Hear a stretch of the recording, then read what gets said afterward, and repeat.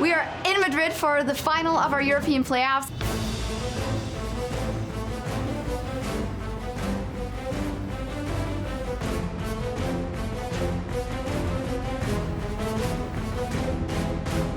You have got the two fan favorites doing battle for the Spring Split title. Rookies versus rookies, well, rookies and Yellow Star. They've got such a massive, massive outpouring of support behind them. A completely rebuilt Fnatic team. The team that somehow always managed to make the finals, doesn't even matter if they change the roster or not. Fnatic, it took them 5 games to do it, but they are going to the finals. And on the other side, the Unicorns of Love, they gave us the craziest games we've seen this season. They faced SK Gaming! The Unicorns of Love are going to Madrid! It's right there in the name. I mean, you know, when you've got the power of love on your side and power of evil, you combine the two of them and you can pretty much do anything. These two teams in Madrid was going to be a crazy crowd. I expect the Spanish crowd to go completely insane.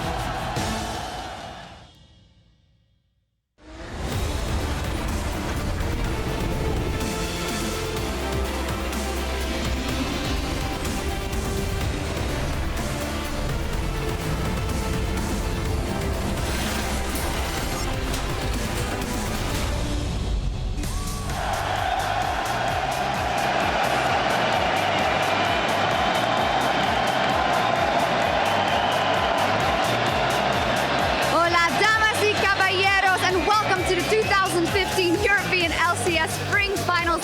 It's been a long journey since the start of the split, and there's still a ways to go on the road towards the Summoners Cup. But at the end of the day, here at the Palacio Vista Alegre in Madrid, one team will walk away as the Spring Split champions. You can hear the chant. Palacio Vista Alegre is all fired up. Still people outside, they got their signs. The Unicorns of Love fans are aplenty. Fnatic is getting ready on stage, being absolutely concentrated just a couple of minutes ago in there. Kikis with his crazy picks. What will he pull out today? They're very concentrated. Unicorns of Love, eyes on the prize. Quick shot with the Spanish crew. He's going to bring all the action for the local crowd. And I'm EpicSkillshot supporter behind my trusty analyst desk, where I'm joined by coach for the Copenhagen Wolves, Dentist, and the mind behind Gambit Gaming, Leviathan. It's a pleasure. Well, you didn't even hear my question because it is so loud in here, but it is amazing. The atmosphere is booming and nothing has happened yet. Now, before we focus in on today's final, let's get a catch up on what's been happening here in Madrid. Yesterday, SK Gaming and H2K, they went the full 5 games, and to me, H2K, who couldn't adapt or couldn't keep it going for 5 games in their semifinal, SK dropped the ball, they just couldn't keep going. For me, it was more H2K losing, SK losing it than H2K winning it. SK looked so dominant in their first performance. The first game was a perfect display of what SK has to do to win against almost every team in the LCS. And afterwards, they didn't adapt to what H2K put against them, and they suddenly changed their style. It was like they wanted to lose.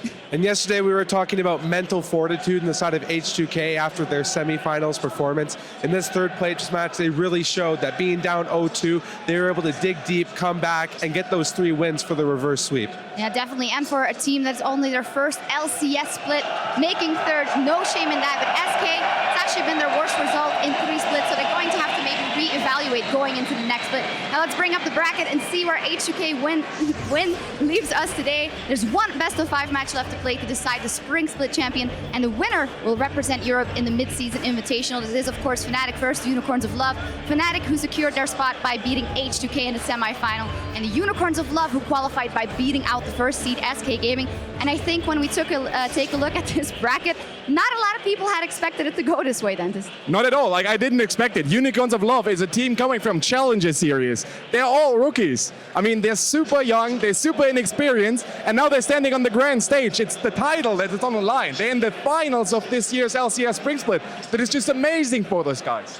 Yeah, and Fnatic always finds a way to make it to the finals. Yellow Star carrying his team of rookies all the way here, and this is going to be an exciting match. Absolutely, and that brings us to today's Spring Finals, a best-of-5 match between Fnatic and the Unicorns of Love. And that is not all. Immediately following our coverage of the European LCS, we'll hand it over to our friends in North America, where Team Solo Mid and Cloud9 will square off in a 4th consecutive LCS final.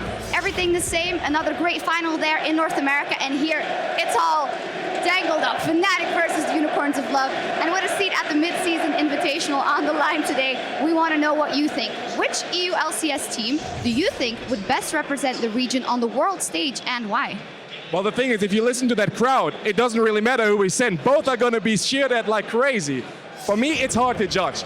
Fnatic is the team that looks on paper more stable and should be able to deliver a show against international teams. But Unicorns, they're crazy.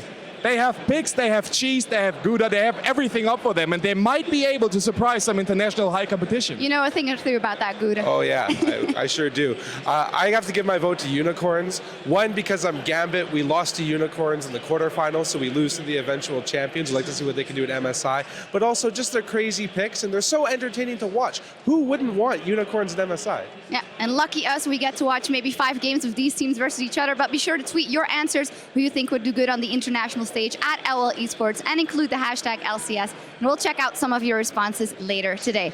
Now, the teams are about ready to take the stage in front of this amazing crowd, so let's meet our finalists.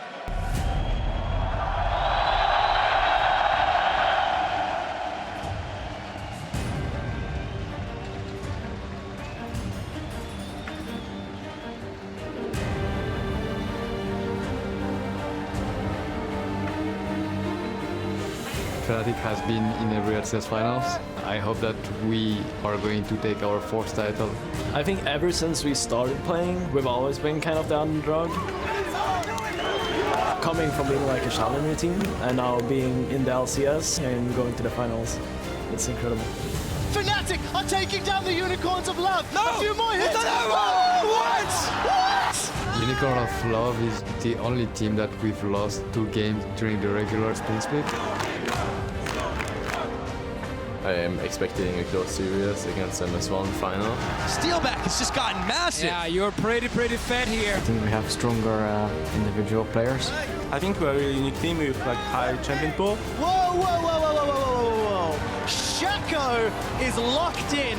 We kind of know their playstyle and we are really good at adapting. If we do good prepare, we can easily win. We want to be first place, to show that we're a really strong team and that we can compete with the best in EU.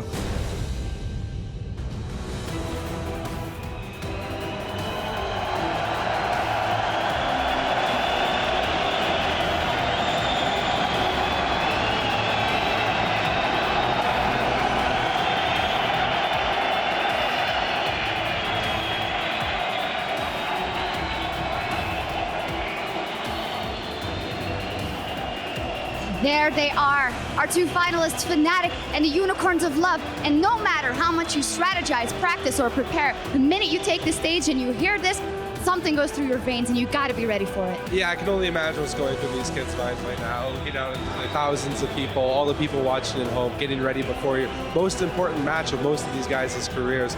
This is just amazing. If you go out there, that is a moment you definitely want to take a picture of. I can't imagine how you can't get affected by that. Like, I'm affected by it. This is amazing here. We all are. We also saw Daylor and Sheepy there. They're also going to play such a pivotal role, and you know what it is. You know, would you get affected by it yourself? They're standing there. The cup is right there, and you got to make it happen. The coach has to be the catalyst for the team. You have to keep all your emotions in check.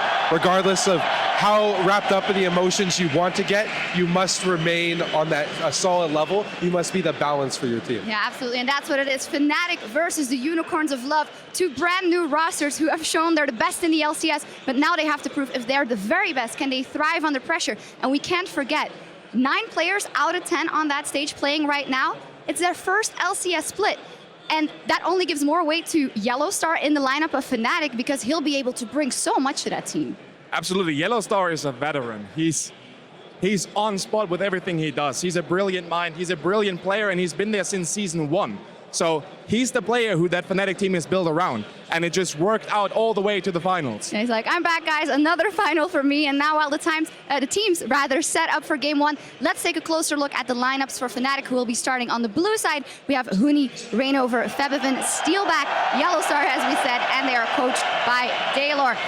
Both teams decided to choose blue for all the games, so 1, 3, and 5, blue for Fnatic, 2 and 4 if it comes to that. Blue side for the Unicorns of Love, which is a change because the Unicorns went for the red side when when they could in the past in their last Yeah, absolutely. Both went the standard way. Usually when you think of best of 5, you always choose blue side for yourself. In the current meta game, it doesn't really matter what side you pick. If you're blue side, you can secure that one OP champion in the meta to secure for your team that takes the victory. And if you're purple side, or red side, you're able to counter pick one of your solo lanes, which is also very important. It's a matter of preference. Yeah, and Leviathan, how will that come into play here, knowing that Fnatic in their semi-final versus H2K, they took a while to adapt, and they're going to have to adapt faster in this one. Yeah, I'm sure they took a look at their series and are going to reevaluate their drafts moving forward. I think it's really important to make sure that your first couple of picks are flexible picks that can move into different strategies and styles of play. So if the enemy is coming at you with something that is really strong at what you want to do, you can quickly make that audible and go into something else. Yeah, and Central, and that was, of course, Huni, whose name is being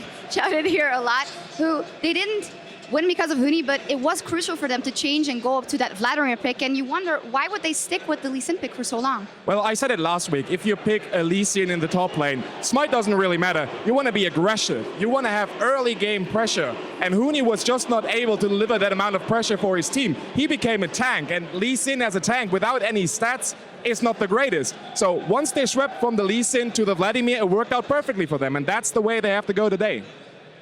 Yeah, and someone else who did put a lot of pressure down, Febiven absolutely carried. I mean, also his first split. What a story for him, choosing to go with Fnatic in this new lineup, and it has paid out. Yeah, no, he's an amazing mid lane player, very hyped up. A lot of talk around the pro community about when he was going to turn 17, what team he was going to go to, how he was going to perform, and he's really stepped up this whole split and in the playoffs, carrying his team to the finals, and we'll have to see how well he does today. Yeah, key here is how they will do and how they will adapt. Let's take a look at the opponents for Fnatic. On the red side in game 1, we have the Unicorns of Love, Vizicachi, Kikis, Power of Evil, Vardak, Hillasan, and their coach, Cheapy. Sheepy.